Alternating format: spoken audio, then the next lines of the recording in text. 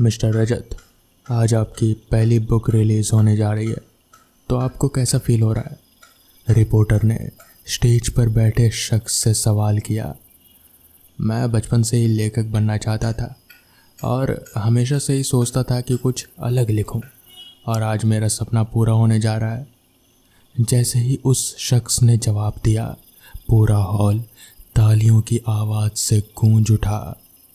उस शख्स का नाम था रजत जायसवाल, जिसकी आज पहली किताब का प्रमोशन था और अलग अलग न्यूज़ चैनल्स के रिपोर्टर्स उसका इंटरव्यू लेने आए थे। सर, आपकी इस पहली बुक का नाम है वैम्पायर इंसान से शैतान।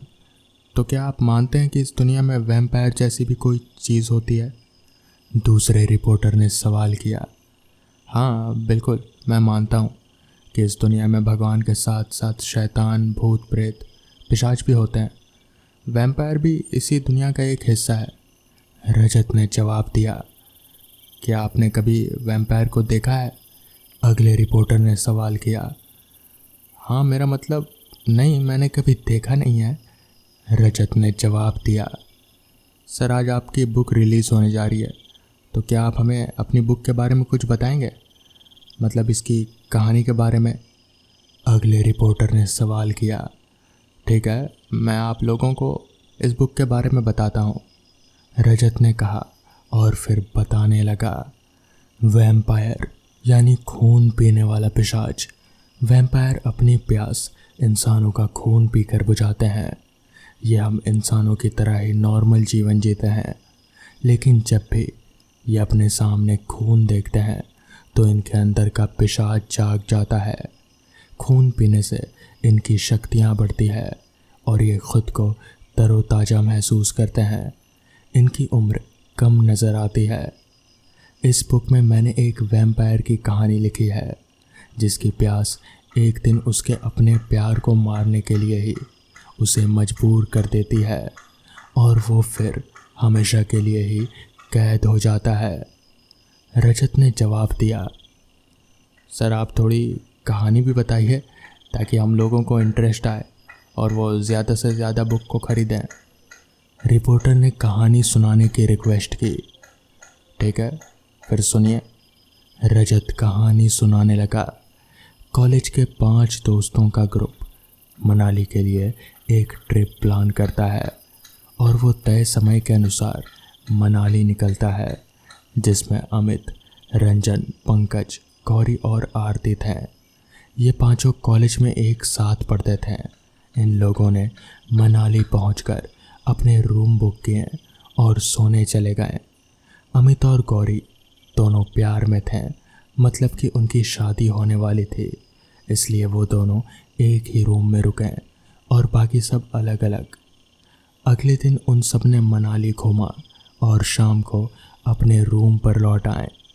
रात को होटल में खाना खाने के वक्त होटल के वेटर से कांच नीचे ज़मीन पर गिर गया और उसके हाथ में चोट लग गई, जहां से खून निकलने लगा।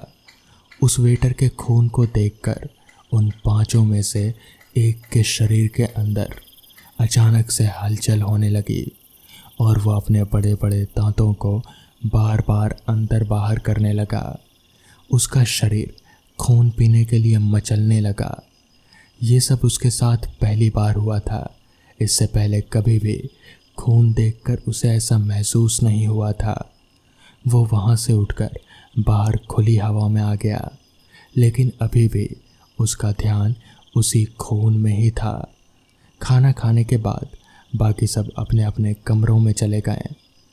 रात के करीब 11 बजे के आसपास उस होटल से किसी के चिल्लाने की आवाज़ सुनाई दी, जिसे सुनकर सब उठकर बैठ गए। गौरी की आंख खुली तो उसने देखा कि अमित चुपचाप बिस्तर पर बैठा है। उसने चिल्लाते हुए कहा, अमित, अमित, तुमने वो आवाज़ सुनी? अमित ने खुद के मुंह को दूसरी तरफ करते हुए कहा, हाँ गौरी, सुनी होगा कोई, तुम परेशान मत हो, सो जाओ, मैं ज़रा वॉशरूम होकर आता हूँ। अमित इतना बोलकर वॉशरूम की तरफ चला गया। अगले दिन सुबह पता चला कि जिस वेटर से कांच टूटा था वो आज मरा हुआ मिला है और उसके गले में दोनों किले दांतों के निशान थे और ऐसा लगता है कि जैसे किसी ने उसका सारा खून पी लिया हो। यार, तुम लोगों ने सुना? उस वेटर की मौत हो गई यार। उसे देखकर ऐसा लगता है कि जैसे जैसे किसी वैम्पायर ने मारा हो, पंकज ने घूमते हुए कहा। वो लोग आज फिर से मनाली घूमने आए थे। वैम्पायर? ये क्या होता है? और तुम्हें कैसे पता कि उसे वैम्पायर ने ही मारा है? आरती ने सवाल किया। वैम्पायर खून पीने वाले पिशाच होते हैं जो इंसानों का खून पीते हैं। मैंने काफ़ी पढ़ा है इसके बारे में, पंकज ने जवाब दिया।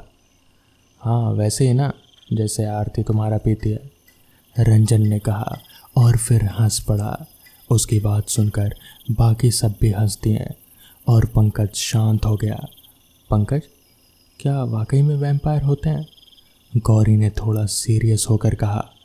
वैम्पायर वगैरह कुछ नहीं होता, अब जल्दी होटल चलो, बारिश शुरू हो गई है, अमित ने कहा। और फिर वो लोग होटल वापस आ गए। खाना खाने के बाद वो लोग फिर से अपने अपने कमरों में सोए हुए थे कि अचानक जानवरों के चिल्लाने, कुत्तों के भौंकने और सियारों की तेज आवाज़ें शुरू हो गई। आसमान में बादल घेराए और चारों तरफ अंधेरे के सिवाय और कुछ नहीं था। और फिर से वही दर्दनाक चीख। आज फिर से किसी की मौत आई थी। वो लोग फिर से जाग गए। इस बार अमित अपने कमरे में नहीं था। गौरी ने जब अमित को ढूंढा तो वो उसे छत पर मिला। बाहर जाने पर पता चला कि वो चीख होटल के बगल में रहने वाले एक भिखारी की थी, जिसकी किसी पिशाच ने खून पीकर हत्या कर दी थी। और उसके गले में भी वही 2 दांतों के निशान थे। अब तो बाकी सबको भी पंकज की बात पर यकीन होने लगा था कि वाकई में वैम्पायर होते हैं। अब उस शहर में हर रोज़ किसी न किसी की मौत होने लगी थी और साथ ही साथ इन लोगों के वापस आने का टाइम भी हो गया था। कुछ दिनों के बाद ये लोग उस शहर से वापस आ गए और मनाली में मौतों का सिलसिला जैसे बंद ही हो गया। मनाली से आने के कुछ दिनों बाद ही अमित और गौरी ने शादी कर ली, लेकिन अब दिल्ली में मौतों का सिलसिला शुरू हो गया। हर रोज़ किसी न किसी की मौत होने लगी। फिर कुछ दिनों के बाद अचानक से पंकज की भी मौत हो गई और उसके गले में भी वही 2 निशान थे। फिर एक दिन रंजन और उसके बाद आरती भी मारी गई। कोई नहीं जानता कि इन मौतों के पीछे कौन है सिवाय गौरी के। गौरी अब जान गई थी कि शहर में हो रही सारी मौतों के जिम्मेदार अमित ही हैं। लेकिन अब उसके पेट में अमित का बच्चा पल रहा था। एक रात जब शिकार करने के बाद अमित बाहर से आया तो गौरी दरवाजे पर ही खड़ी थी। गौरी ने उसका वो भयानक रूप देख लिया। जैसे ही अमित ने गौरी को देखा, वो अपने इंसानी रूप में आ गया। लेकिन इससे पहले अमित कुछ समझ पाता, गौरी ने एक क्रॉस उसके शरीर में घुसा दिया और बाहर से लाए एक ताबूत में उसे बंद करके अपने घर के बने बेसमेंट में रख दिया और घर को हमेशा के लिए बंद कर दिया। उसके बाद उसने अपने पेट में पल रहे बच्चे के साथ हमेशा के लिए ही वो शहर छोड़ दिया और एक छोटे से शहर में रहने लगी। कुछ महीनों के बाद उसे एक बेटा हुआ, लेकिन वो भी अपने बाप की तरह ही एक वैम्पायर था। लेकिन गौरी ने उसे बहुत अच्छी परवरिश दी और इसलिए उसने आज तक कभी किसी का खून नहीं पिया। पूरी कहानी सुनाने के बाद रजत चुप हो गया और लोग खड़े होकर तालियां बजाने लगे। तभी एक रिपोर्टर ने खड़े होकर सवाल किया, मुझे तो आपकी कहानी सच लग रही है। मुझे लगता है आपने वैम्पायर को ज़रूर देखा होगा। रजत ज़ोर ज़ोर से हंसने लगा और फिर बोला, आप लोगों को एक सीक्रेट बताऊं? अमित और गौरी का वो बेटा मैं ही हूँ और मैं एक वैम्पायर हूँ। फिर अचानक से उसका रूप बदलने लगा और उसकी आंखें लाल स्याह और दांतें बड़े हो गए। उसके इस रूप को देखकर लोग डर कर इधर उधर भागने लगे।